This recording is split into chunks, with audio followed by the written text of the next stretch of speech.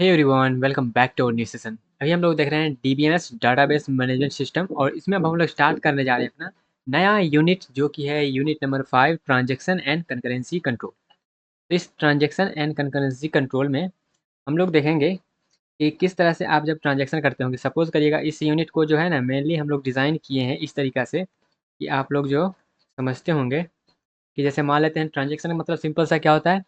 जैसे कि आप बैंक से पैसा ट्रांसफ़र कर रहे हैं, या फिर आप किसी भी थ्रू करिए, या फिर आप पैसा निकाल रहे हैं, तो क्या कर रहे हैं, ट्रांजैक्शन कर रहे हैं।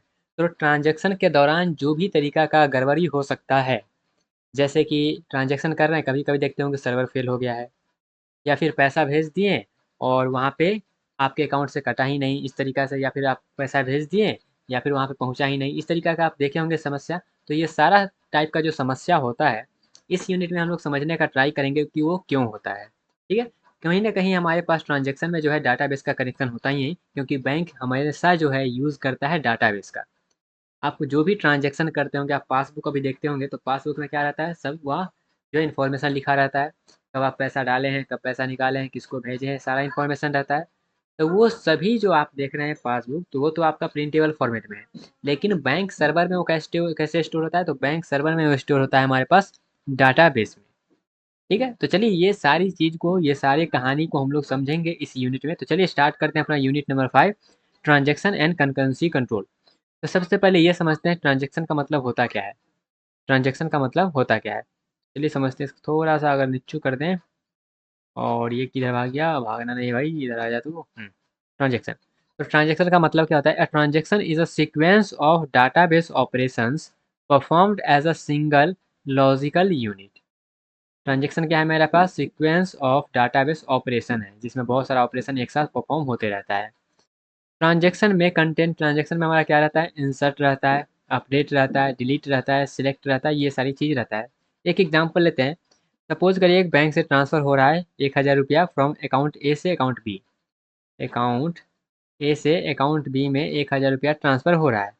तो ऑपरेशन यहाँ पे क्या हो रहा है? ऑपरेशन ये हो रहा है कि अकाउंट ए से जो है ₹1000 डिडक्ट होना चाहिए, और अकाउंट बी में ऐड होना चाहिए। बोथ ऑपरेशन टुगेदर साथ होना चाहिए। ऐसा नहीं कि ए से कट गया पहले और बी में जो है ऐड हो रहा है 2 घंटे बाद, ऐसा नहीं होना चाहिए, बिल्कुल नहीं होना चाहिए। रियल लाइफ़ में भी ये नहीं होना चाहिए, ठीक है? तो अगर ऐसा सिनेरियो है, तो दोनों ऑपरेशन एक साथ परफ़ॉर्म होना चाहिए। तो यहाँ पे क्या हो रहा है? सीक्वेंस ऑफ ऑपरेशन एक साथ परफ़ॉर्म कर रहा है। सिंगल लॉजिकल यूनिट में हम लोग क्या कर रहा है, ये सब परफ़ॉर्म कर रहा है। तो ये एक एग्ज़ाम्पल हुआ ट्रांज़ैक्शन का, जो कि आप डेली लाइफ़ में इसको यूज़ करते ही होंगे। तो ट्रांज़ैक्शन का सिंपल सा मतलब होता है, सारा ऑपरेशन एक साथ परफ़ॉर्म होगा या तो नहीं होगा। सारा ऑपरेशन एक साथ परफ़ॉर्म होगा या फिर नहीं होगा। कहने का मतलब ये है कि जैसे कि अभी हमने एग्ज़ाम्पल लिया, बैंक ट्रांसफ़र अकाउंट ए से अकाउंट बी। तो अकाउंट ए में एक ए से पैसा कटना और अकाउंट बी में पैसा ऐड होना, दोनों एक साथ होना चाहिए परफ़ॉर्म। दोनों ऑपरेशन एक साथ परफ़ॉर्म होना चाहिए, या तो होना ही नहीं चाहिए। ऐसा नहीं होना चाहिए कि अकाउंट ए से कट गया और अकाउंट बी में ऐड हुआ ही नहीं। वो 2 घंटे बाद ऐड हो रहा है, ऐसा नहीं होना चाहिए। दोनों एक साथ होना चाहिए, एक साथ। तो वही एक इम्पोर्टेंट पॉइंट में ये लिख दिए हैं कि आइदर ऑल ऑपरेशंस एग्ज़ीक्यूट और नॉन एग्ज़ीक्यूट, मतलब सारा ऑपरेशन एक साथ एग्ज़ीक्यूट करना चाहिए, नहीं तो कोई भी ऑपरेशन एग्ज़ीक्यूट नहीं करना चाहिए। एक से भी नहीं करना चाहिए। अगर बी में 2 घंटे बाद ऐड हो रहा है, तो ए से भी नहीं करना चाहिए। ये ट्रांज़ैक्शन का रूल है, रूल। कटना चाहिए तो एक साथ, ऐड होना चाहिए एक साथ, ऐसा नहीं कि एक हो गया पहले, एक होगा बाद में, ऐसा बिल्कुल नहीं चलेगा। ठीक है, तो आई होप आपको ट्रांज़ैक्शन का थोड़ा-सा फ्लेवर मिल गया होगा कि ट्रांज़ैक्शन आखिर है क्या? अब आते हैं नेक्स्ट, हम जो है स्टेट ऑफ ट्रांज़ैक्शन में। ट्रांज़ैक्शन में क्या-क्या चीज़ स्टेट होता है? इसमें हमारा एक एक्टिव स्टेट होता है, एक और से है पार्शियली कमिटेड स्टेट, मतलब थोड़ा-सा पूरा फुल कमिट नहीं है, मतलब पूरा फुल फिनिश नहीं हुआ है लेकिन पार्शियली हो गया है। एक होता है हमारे पास कमिट स्टेट, फिर होता है हमारे पास फेल्ड स्टेट, मतलब वो फेल कर गया, फिर होता है एबॉर्ट, मतलब सब कुछ खत्म हो गया, एबॉर्ट स्टेट। तो ये सब कुछ-कुछ स्टेट है ट्रांज़ैक्शन में हम लोग यूज़ करेंगे। एक्टिव स्टेट का मतलब क्या होता है? एक्टिव स्टेट का मतलब होता है ट्रांज़ैक्शन हमारा करंटली जो है एग्ज़ीक्यूट कर रहा है। इसको हम लोग बोलेंगे एक्टिव स्टेट।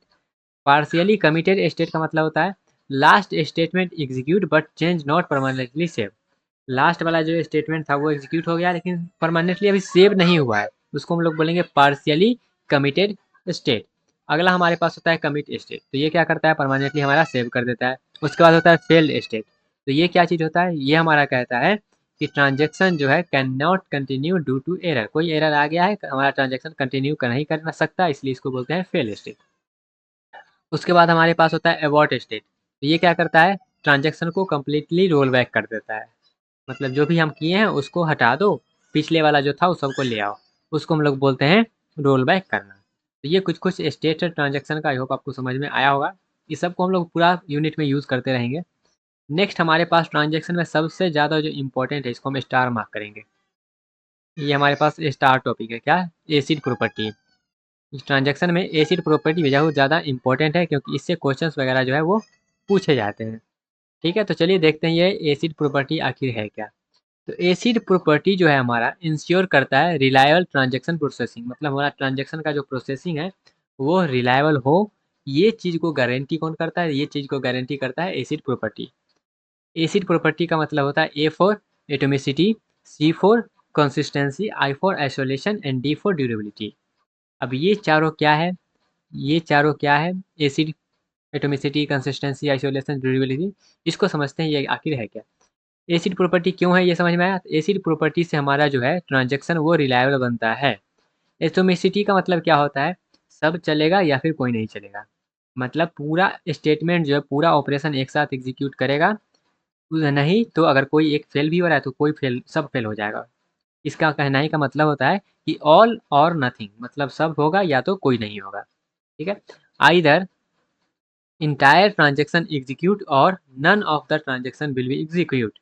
ठीक है, जैसे कि हमारे पास बैंक ए से डिटेक्ट हो गया, बट सिस्टम क्रैश की वजह से बी में ऐड नहीं हो पाया, तो इसलिए हम यहाँ पे क्या हो रहा है, हमारा ट्रांजेक्शन कैंसिल हो जाएगा। ऐसा तो है नहीं ना कि ए से मान लीजिए, अब ऐसा तो यहाँ पे चलिए एक रियल लाइफ एग्जांपल लेते हैं। सपोज करिएगा आपके यहाँ पे, सपोज करिएगा ये बैंक है, एक और बैंक ये है। ठीक है, ये है बैंक ए और ये है बैंक बी, बैंक बी। ये है, यहाँ पे ट्रांजेक्शन ए का है और यहाँ पे ट्रांजेक्शन बी का है। ये क्या कर रहा है, इसमें भेज रहा है 1000 रुपया, क्या कर रहा है, भेज रहा है। ये इसमें भेज रहा है।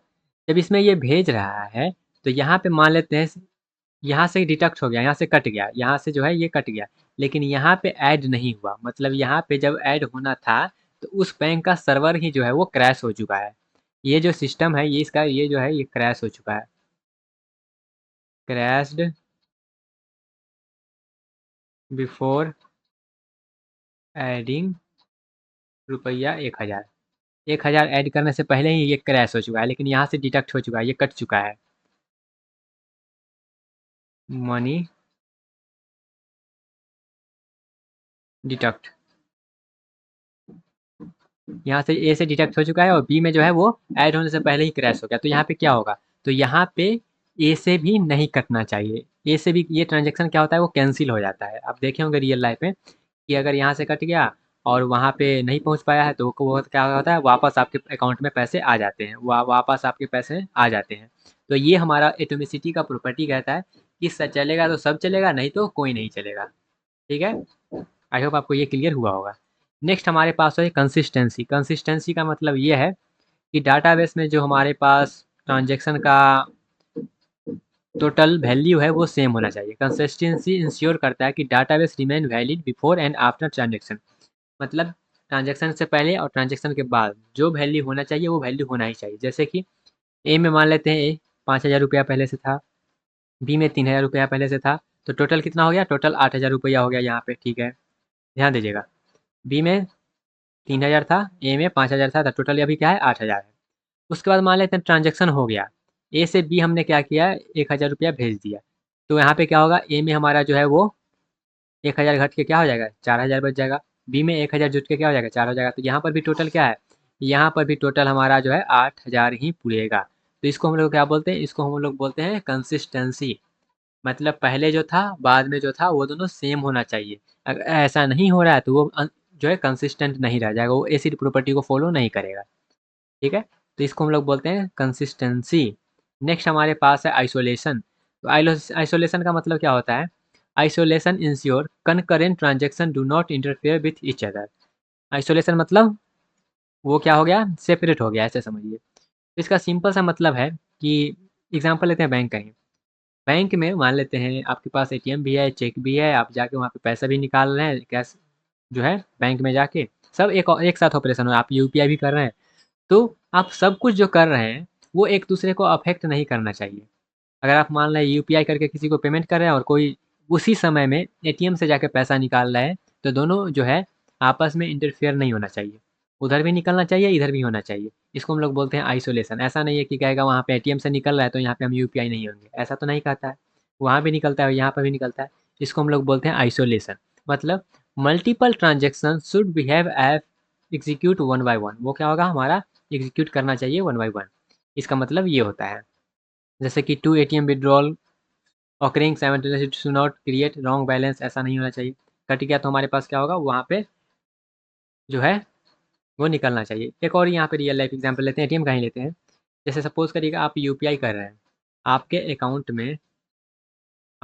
अकाउंट में सपोज करिएगा, आपके अकाउंट में सपोज करिएगा मान लेते हैं 5,000 रुपया है, ठीक है, छोटा सा एग्जाम्पल लेते हैं। आपके अकाउंट में 5,000 रुपया है, ठीक है। उसके बाद या फिर 50,000 मान लीजिए, जितना मानना है मान लीजिए, 50 लाख मान लीजिए, जो मानना है मान लीजिए। अब यहाँ पे आप दो तरीका से इसको पैसा निकाल रहे हैं। एक कर रहे हैं आप यूपीआई से ट्रांसफ़र कर रहे हैं, दूसरा आप जो है एटीएम से निकाल रहे हैं। अब यहाँ पे क्या कर रहे हैं, आप सीक्रेटली ये काम करेंगे। जैसे कि मान लेते हैं 2 आदमी गए, एक यूपीआई से ट्रांसफ़र करने के लिए तैयार है और एक एटीएम से पैसा निकालने के लिए। फ़ोन धराइएगा दोनों को, कहेगा हाँ भाई, एक ऐसा काम करते हैं, हम 5,000 रुपया अकाउंट में है, एक काम करते हैं हम यूपीआई से और एटीएम से एक साथ पैसा निकाल लेंगे। तो क्या हमारे पास 5-5 10,000 रुपया निकल जाएगा क्या? हम यूपीआई से भी ट्रांसफ़र कर देंगे 5,000 और एटीएम से भी 5,000 निकालेंगे। एक साथ करेंगे तो क्या ऐसा हो सकता है? क्या पॉसिबल है? बिल्कुल भी नहीं। बिल्कुल भी नहीं पॉसिबल है, ठीक है? ऐसा सोचना भी पाप है। तो यहाँ पे अगर आप यूपीआई से निकाल रहे हैं या फिर एटीएम से निकाल रहे हैं, तो दोनों सेपरेट है। पहले यूपीआई वाला कंप्लीट हो जाएगा, फिर एटीएम से निकलेगा, या फिर पहले एटीएम वाला कंप्लीट हो जाएगा, फिर यूपीआई से निकलेगा। एक साथ दोनों आप जो है नहीं कर सकते हैं। वही हमारा कहता है आइसोलेशन।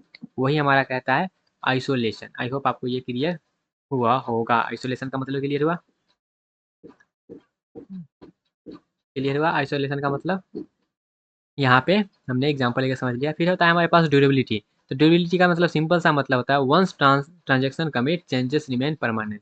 मतलब एक बार पैसा निकल गया तो वो जो है हमारा जो है वो परमानेंट सेव हो जाएगा। जैसे कि 1,000 रुपया निकाल लिए तो वो 4,000 आपका जो है परमानेंटली सेव हो जाएगा। अगर पावर सिस्टम क्रैश हुआ या फिर जो भी हुआ उससे कोई मतलब नहीं है, अब वो सेव हो गया तो हो गया। उसको हम लोग बोलते हैं durability. Durability means once transaction committed, changes remain permanent. If even if system crash हो जाए या फिर पावर फेल हो जाए या फिर कुछ भी हो जाए, आपका जो डाटा है वो सेव हो जाएगा तो हो जाएगा। ऐसा नहीं कि पैसा निकाल लिया और उसी समय बैंक का सर्वर खराब हो गया तो आपका जो है 5,000 का 5,000 आएगा, ऐसा बिल्कुल नहीं है। वो 4,000 हो जाएगा, ठीक है। तो ये हमारा एग्जाम्पल रहा एसिड प्रॉपर्टी का। तो एसिड प्रॉपर्टी एक इम्पोर्टेंट है क्योंकि इससे जो है एग्जाम वगैरह में लिखने के लिए आते रहता है। तो एसिड प्रॉपर्टी को अच्छे से समझ लीजिएगा। नेक्स्ट ऐसी प्रॉपर्टी को फिर से एक बार समझ लेते हैं। एटॉमिसिटी का मतलब क्या होता है? ऑल और नथिंग। कंसिस्टेंसी का मतलब जो है वैलिड डाटा सेट रहना चाहिए। आइसोलेशन का मतलब इंडिपेंडेंट एग्जीक्यूशन होना चाहिए। ड्यूरेबिलिटी का मतलब जो है परमानेंट चेंजेस सेव हो जाना चाहिए। तो यहाँ पे आप इस चीज़ को समझिएगा थोड़ा सा। इसको ये क्या हो गया, ये इसको पहले डिलीट करने दीजिए। ओके, एसिड प्रॉपर्टी में आते हैं। तो A for atomicity, C for consistency, I for isolation, D for durability. तो ए जो हमारा है ये हमारा कौन करता है? इसको थोड़ा सा कलर कर दे दूसरा का, चलिए दूसरा कलर कर देते हैं इसको। ओके, ये जो एटोमिसिटी है ये कौन करता है? तो ट्रांजेक्शन मैनेजर जो है वो एटोमिसिटी को करता है कि हाँ सब हो चलेगा या फिर नहीं चलेगा। कंसिस्टेंसी को जो है वो प्रोग्रामर हैंडल करता है, जो डाटाबेस डिज़ाइन कर रहा है उसको हैंडल करने का काम किसका है? कंसिस्टेंसी को हैंडल करने का काम प्रोग्रामर का है। फिर आइसोलेशन मतलब क्या होता है? ये कनकरेंट सबसीक्वेंस सिस्टम होता है। फिर ये ड्यूरेबिलिटी होता है। तो यहाँ पे देखिए कहाँ पे गड़बड़ हो सकता है। प्रोग्रामर तो डिज़ाइन कर दिया बढ़िया से, चलो डिज़ाइन हो गया। आइसोलेशन मतलब वो कनकरेंट एग्जीक्यूशन होगा ही होगा। ट्रांजेक्शन मैनेज इसको मैं कर रहा है और यहाँ पे हमारे पास जो है ये जो ट्रांजेक्शन मैनेजर है ये कर रहा है। यहाँ पे ड्यूरेबिलिटी है।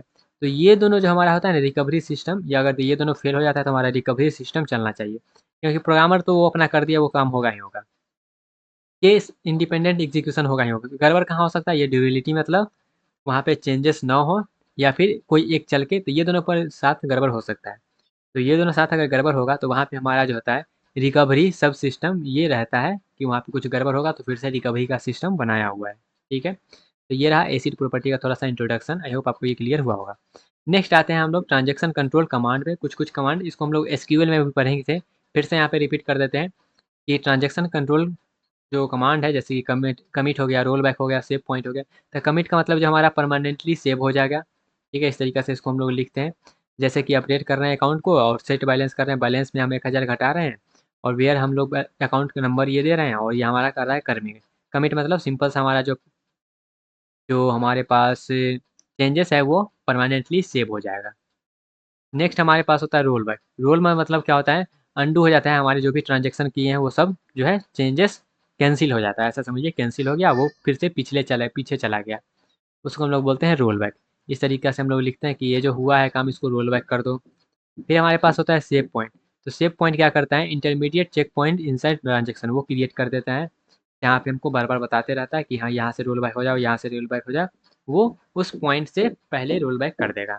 ठीक है, roll back to save point undo changes after S P1, मतलब ये जो सेव पॉइंट है वो इसके बाद जो है उसको अनडू कर दो। तो इसलिए हम सेव पॉइंट भी छोड़ते रहते हैं। आई होप आपको ये चीज़ समझ में आया होगा। नेक्स्ट हमारे पास अगर हम रीड ए लिख रहे हैं या फिर राइट ए लिख रहे हैं या फिर ओवर्ट या फिर किल लिख रहे हैं, इसका मतलब क्या होता है, इसका मतलब रीड ए का मतलब होता है हम लोग एक्सेस कर रहे हैं डाटा आइटम ए को from database to main memory. Write A का मतलब होता है हम लोग अपडेट कर रहे हैं डाटा आइटम ए को। एबॉर्ट या फिर किल का मतलब क्या होता है, वो फेल हो गया। तो रीड ए लिखे इसका मतलब हम समझिएगा कि हम लोग क्या कर रहे हैं, डाटा बेस से मेन मेमोरी में जो है ए को रीड करके ला रहे हैं। राइट का मतलब हम लोग क्या अपडेट कर रहे हैं, मतलब कुछ लिख रहे हैं डाटा आइटम ए पे। तो ये इसका मतलब होता है। आई होप आपको इतना इंट्रोडक्शन जो है ट्रांजेक्शन के रिलेटेड समझ में आया होगा। तो इसके बाद हम लोग आगे कंटिन्यू करेंगे अपने नेक्स्ट सेशन से। इतना समझ में आया? ओके, सिंपल सिंपल सा चीज़ें, इसमें से सबसे ज़्यादा इंपॉर्टेंट जो है वो एसिड प्रॉपर्टी है। तो मिलते हैं अपने अगले सेशन में, इसी को आगे कंटिन्यू करेंगे। तब तक के लिए बाय बाय, टाटा, take care, all the best.